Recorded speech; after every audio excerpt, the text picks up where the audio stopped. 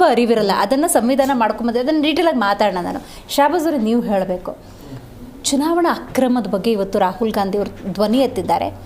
ಚುನಾವಣಾ ಅಕ್ರಮಗಳು ಹೆಂಗೆಲ್ಲ ಆಗಬಹುದು, ರಾಜಕೀಯ ಪಕ್ಷಗಳ ಇನ್ವಾಲ್ವ್ಮೆಂಟ್ ಅನ್ನೋದು ಹೆಂಗಿರುತ್ತೆ, ಇದನ್ನು ಸ್ವಲ್ಪ ಎಕ್ಸ್ಪ್ಲೇನ್ ಮಾಡ್ಬೋದಾ ಮೇಡಮ್? ಈಗ ನಾನು ಕರ್ನಾಟಕಕ್ಕೆ ಮೊದಲ ವ್ಯಕ್ತಿ 27 ವರ್ಷಕ್ಕೆ ಪಕ್ಷವನ್ನು ಕಟ್ಟಿ ಕರ್ನಾಟಕದಲ್ಲಿ 96 ಸೀಟ್ಗಳನ್ನು MLA ಹಾಕಿ, ಹೈದರಾಬಾದಲ್ಲಿ 60 ಸೀಟ್ಗಳನ್ನು ಹಾಕಿ, ಗುಜರಾತಲ್ಲಿ 8 ಸೀಟ್ಗಳನ್ನು ಹಾಕಿ, ಇಡೀ ನಾನು ಬೇರೆ ಬೇರೆ ಸ್ಟೇಟ್ಗಳನ್ನು ಸುತ್ತಿ ನನ್ನ ಪಕ್ಷವನ್ನು ಬೆಳೆಸ್ತಾ ಇರೋಂಥ ಒಬ್ಬ ವ್ಯಕ್ತಿ.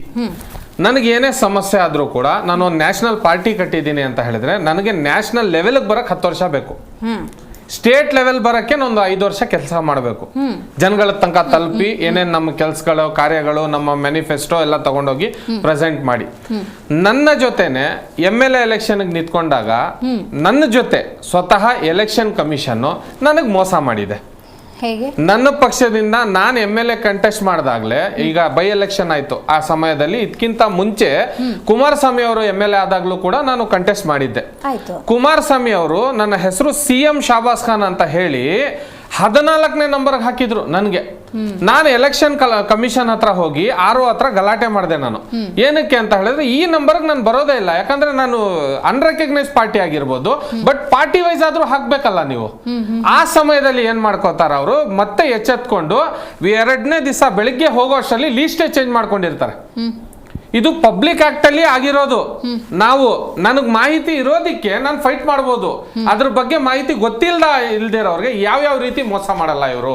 ಎಷ್ಟು ಜನ ವೋಟ್ ಹಾಕಕ್ ಹೋಗ್ತಾರೆ, ಆ ಮೊಮೆಂಟ್ ಅಲ್ಲಿ ನಿಮ್ದು ಇಲ್ಲಿ ಬರೋದಿಲ್ಲ, ವೋಟ್ ರೆಡಿ ಇಲ್ಲ, ಈ ತರದೆಲ್ಲ ಆಗುತ್ತಲ್ಲ, ಇದು ಹೆಂಗೆ? ಇಲ್ಲ, ಅದು BLR ಅಂತ ಕೊಟ್ಟಿರ್ತಾರೆ. ಅದು ಆ ಲಿಸ್ಟ್ ಪ್ರಕಾರ ಅವ್ರವ್ರ ಆ ಬೂತ್ ಗೆ ಹೋಗ್ಬೇಕು. ಕೆಲವು ಸಮಯದಲ್ಲಿ ವೋಟರ್ಸ್ ವೋಟ್ಗಳು ಅದು ಡಿವೈಡ್ ಆದಾಗ ಆ ಮಿಷಿನ್ ಗೆ ಇಷ್ಟ ಅಂತ ಹೋಗುತ್ತೆ, ಈ ಮಿಷಿನ್ ಗೆ ಇಷ್ಟ ಅಂತ ಹೋಗುತ್ತೆ. ಆ ಮಿಷಿನ್ ಯಾವ್ದು ತಗೊಂಬಂದ್ ಇಡ್ತಾರಲ್ಲ ಅದೆಲ್ಲ ಬಂದೋಬಸ್ತು ವಿಡಿಯೋಸ್ ಎಲ್ಲ ನಮಗೆ ತೋರಿಸಿರ್ತಾರೆ. ಅದೆಲ್ಲ ನಮ್ಮ MLA ಗಮನದಲ್ಲಿ ಇಟ್ಬಿಟ್ಟೆ ಮಾಡಿರ್ತಾರೆ. ಇಲ್ಲಿ 2 ಗೇಮ್ ನಡೀತದೆ. ಏನಂತ ಹೇಳಿದ್ರೆ, ಈಗ ಸೆಂಟ್ರಲ್ ಗವರ್ಮೆಂಟ್ ಕೈಲಿ ಕಾಂಗ್ರೆಸ್ ಅವ್ರಿಗೆ ಸವಲ್ಸಕ್ ಆಗಲ್ಲ ಅಂತ ಹೇಳ್ಬಿಟ್ಟು ಗೊತ್ತಿರ್ತದೆ. ಸೋತಾಗ ಏನ್ ಮಾಡ್ತಾರೆ, ಕಾಂಗ್ರೆಸ್ ಅವರು ಕೈ ಎತ್ಬಿಟ್ಟು ಇವ್ರಿಗೆ ಮಿಷಿನ್ ಅಲ್ಲಿ ಮೋಸ ಆಗಿದೆ ಅಂತ ತೋರಿಸ್ತಾರೆ. ಒಂದು. 2ನೇದು, ಈಗ ಸ್ವಂತ DK ಸುರೇಶ್ನ ಗೆಲ್ಲಿಸ್ಕೊಳಕ್ ಆಗ್ಲಿಲ್ಲ. ಯಾಕೆ? ಅವ್ರ ಕಾರ್ಯಗಳಿಂದ ಇವ್ರು ಗೆಲ್ಲಿಸ್ಕೊಳಕ್ ಆಗಿಲ್ಲ.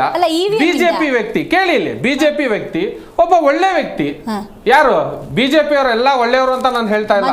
ಮಂಜುನಾಥ್ ಅವರು ಒಬ್ಬ ಒಳ್ಳೆ ವ್ಯಕ್ತಿ, ಅದನ್ನ ನಾವು ಕೂಡ ಪರಿಗಣಿಸ್ತೀವಿ. ಸಾವಿರಾರು ಜೀವವನ್ನು ಉಳಿಸಿರುವಂತ ವ್ಯಕ್ತಿ. ಅಕ್ಸೆಪ್ಟಬಲ್, ನೀವು ಹೇಳಿದ ಅಂಕಿ ಅಂಶಗಳನ್ನ ಅಕ್ಸೆಪ್ಟ್ ಮಾಡ್ತಾರೆ. ಬಟ್ ಹೌದು, ಇದು ಒಂದು ಒಳ್ಳೆ ವ್ಯಕ್ತಿ, ಜನ ಗಮನಿಸಿದ್ರು, ಅವ್ರಿಗೆ ವೋಟ್ ಹಾಕಿದ್ರು. ಇಲ್ಲಿ ಏನಾದ್ರು DK ಸುರೇಶ್ ಅವರು ರೈಟ್ ಹೇಳಿದ್ರು, ನಮ್ಗೆಲ್ಲ ವಾರ್ನಿಂಗ್ ಗಳು ಕೊಟ್ರು. ನಿಮ್ ಪಕ್ಷದಿಂದ ಹಾಕಿರೋ ಒಂದು ಮೊಹಮ್ಮದ್ ದಸ್ತಗೀರ್ ಅಂತ ಕ್ಯಾಂಡಿಡೇಟ್ ನ ವಾಪಸ್ ತಗೊಳಕ್ ಹೇಳಿ ನಾಮಿನೇಷನ್ ಅಂತ. ಯಾಕೆ? ಅವ್ರ ಅಪ್ಪನ ಮನೆ ದರ್ಬಾರ ಇದು ಅವ್ರ ರಾಜಕಾರಣನ ಇದು? ಹೌದು. ಯಾಕಂದ್ರೆ ಇವ್ರಿಗೆ ಬೇಕಾಗಿದ್ದಾಗ, ನಿಮಗ್ ಬೇಕಾದಾಗ ಎಲೆಕ್ಷನ್ ಕಮಿಷನ್ ಒಳ್ಳೇದು. ನಿಮ್ ಸರ್ಕಾರನ ಇದು? ನಿಮಗ್ ಬೇಕಂದ್ರೆ ಆಡಳಿತ ನಡೆಸಬಹುದಾ? ಇದು ಏನ್ ಗೊತ್ತಾ, ಇವ್ರು ನಿಕಮ್ಮಪ್ಪನ್ ಅಂತ ಹೇಳ್ತಾರ. ಅದನ್ನ ಇವ್ರ ಕೈಲಿ ಆಗದೆ ಇದ್ದಾಗ, ಈಗ ಆಮ್ ಆದ್ಮಿ ಪಾರ್ಟಿ ಅವರು ದಿಲ್ಲಿಯಲ್ಲಿ ಸೋತ್ರು. ಅರವಿಂದ್ ಕೇಜ್ರಿವಾಲ್ ಅವರ ಒಂದು ಸ್ಟೇಟ್ಮೆಂಟ್, ಈಸ್ ಜನಮ್ ಮೇ ಆಪ್ ಮುಜೆ ನಹಿ ಜಿತಾ ಸಕ್ತೆ ಮೋದಿ ಜಿ ಅಂದ್ರು. ಬಂದ್ರ?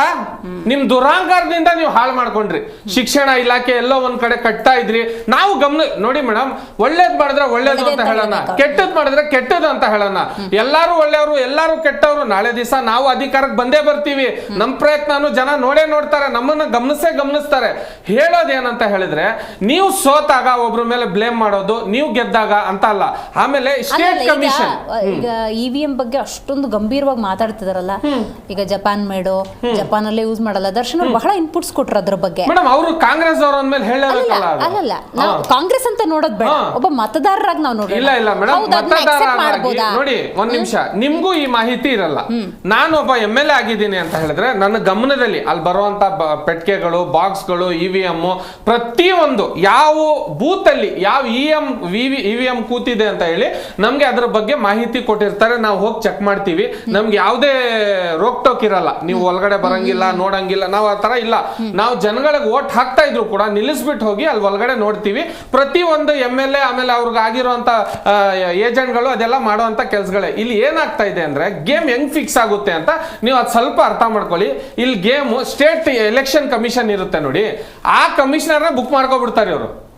ಈಗ ಕಾಂಗ್ರೆಸ್ ಗೆತ್ತು, ಅದೇ ಬಿಜೆಪಿ ಗೆಲ್ತಾ ಇದ್ರೆ ಇದೇ DK ಶಿವಕುಮಾರ್ ಅವ್ರು ಬಂದ್ಬಿಟ್ಟು ಇವರು ಮಿಷಿನ್ ತೆಗೆದ್ಬಿಟ್ಟು ಬ್ಯಾಲೆಟ್ ಪೇಪರ್ ತರಲಿ ಅಂತಾರೆ. ಈಗ ಎಲೆಕ್ಷನ್ ಆಗಿದೆಯಲ್ಲ, ಗೆದ್ದಿದಾರಲ್ಲ, ವಿಡ್ರಾ ಮಾಡಿ ಮತ್ತೆ ಇನ್ನೊಂದ್ಸತಿ ಇವ್ರು ಅಧಿಕಾರ ಇದೆಯಲ್ಲ, ಬನ್ನಿ ಇದೇ ಸ್ಟೇಟ್ ಅಲ್ಲಿ ಬ್ಯಾಲೆಟ್ ಪೇಪರ್ ತರನ ಇವ್ರು ಬರ್ತಾರ ನೋಡೋಣ.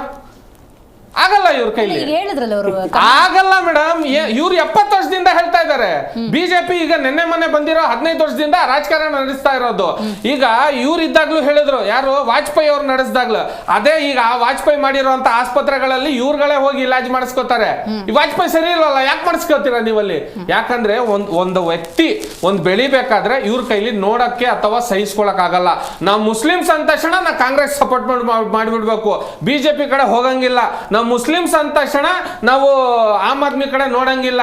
ಈ ತರ ಎಲ್ಲ ಹುಟ್ಟಾಕೋದು, ಫೇಕ್ ಮಾರ್ಕೆಟಿಂಗ್ ಮಾಡೋದು, ವೇಸ್ಟ್ ಮಾರ್ಕೆಟಿಂಗ್ ಮಾಡೋದು ಕಾಂಗ್ರೆಸ್ ಇವತ್ತಿಗೆ ಅದಕ್ಕೆ ಮೈನಸ್ ಆಗಿ.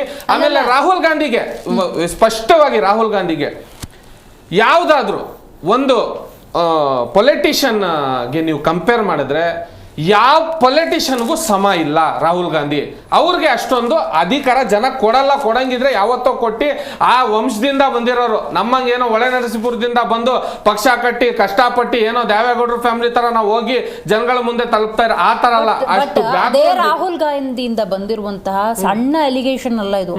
ಇದು ದೇಶನೇ ಒಂದ್ ಕಡೆ ತಿರುಗಿ ನೋಡ್ಬೇಕು. ಈಗೇನಾದ್ರು ಒಂದ್ ಪಕ್ಷ ರಾಹುಲ್ ಗಾಂಧಿನೇ ಆಗ್ಲಿ ಯಾರೇ ಮಾತಾಡ್ಲಿಲ್ಲ ಅಂತ ಹೇಳಿದ್ರೆ ಬಿಹಾರಲ್ಲಿ ಒಂದ್ ಪಕ್ಷ ಅಕ್ರಮಣೆ ಆಗ್ತಿದ್ರೆ ಅದು ಬಿಹಾರಲ್ಲೂ ಕಂಟಿನ್ಯೂ ಆಗಲ್ವಾ? ಇದ್ರ ಬಗ್ಗೆ ಕಾಳಜಿ ಇರ್ಬೇಕಲ್ವಾ?